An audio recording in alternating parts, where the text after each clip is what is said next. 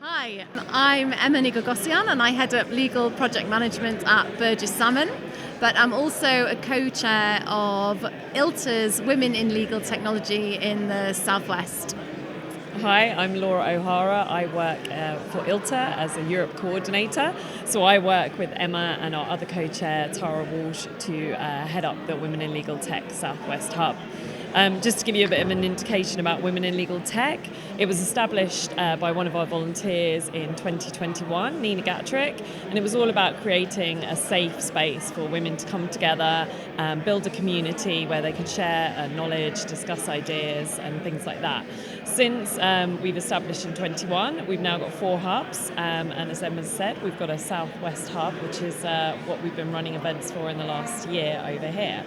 We participated today at the BBLT conference and we ran a pricing panel. Do you want to give a bit more information on that? I will. We actually ran it for the first time a couple of months ago. What we've really tried to do with Women in Legal Tech here is sometimes the word technology can be quite nerve-wracking for people. They feel like they're not associated with it because they're not technologists, but actually the audience that we have now are women who support the kind of technology adoption in firms. So they might be change managers, they might be people who work in risk, they're business analysts. They don't have technology in their title, do they? But yet they're a really big part of the conversation. For sure. And one of the topics that our members wanted us to focus on was pricing. And when we got the 9 a.m. slot this morning, didn't we, to discuss that same thing? And I think it's because it's something that everybody is grappling with in the legal sector. Nobody likes talking about money. Nobody likes talking about the end of the billable hour and changing one's legal operations model. And so everybody wants the answers. I don't think we gave them the answers. I think we put more questions in their head about it. Yeah, exactly. And I think what we came away with was pricing is not really anything to do with pricing. And it's actually more to do with really kind of breaking apart how we deliver our services, what we need to deliver our services, what is real value. And the billable hour sometimes stops us from having those conversations. So really it's an organisational problem that has to be tackled. Yeah, so one of the key things that I picked up was communication. You know, don't just chat at the beginning about it and agree a figure. You've got to keep talking the whole way through. Although my favourite analogy, Emma, was your cake. I thought the fact that you related to a piece of cake was actually very relevant. And for those of us that aren't proper fully in the techie world, it actually made it a lot clearer and easier to understand. So thank you for that. Oh, it's a pleasure. We'll have to have a Victoria sponge cake to celebrate.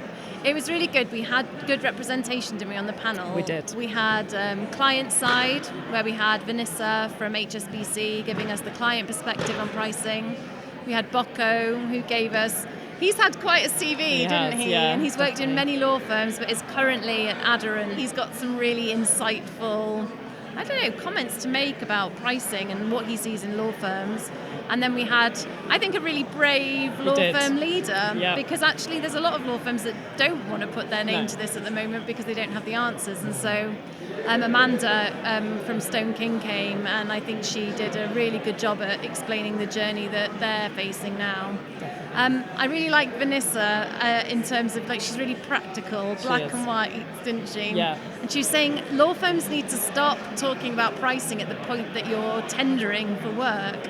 Have those conversations now, just with your clients, and grapple with these problems together. And I thought that was a big key takeaway for me. Definitely. And she was saying about adding on, was it a fee at the end? Like if you do a success fee, which I thought was a really good idea. You know, if you do well and you achieve within the budget that you've agreed, or you deliver what you've said you're going to deliver, then they would of course want to work with you again. So why wouldn't you add a success fee on and build that relationship going forward? So I thought that was a really, really good idea as well. It's kind of an incentive, isn't it, to work really hard. And she was saying, and why wouldn't we pay it if you've achieved and delivered what we want? Yeah, I really like that too. No, it was a really good session. On to the next one. On to the next one.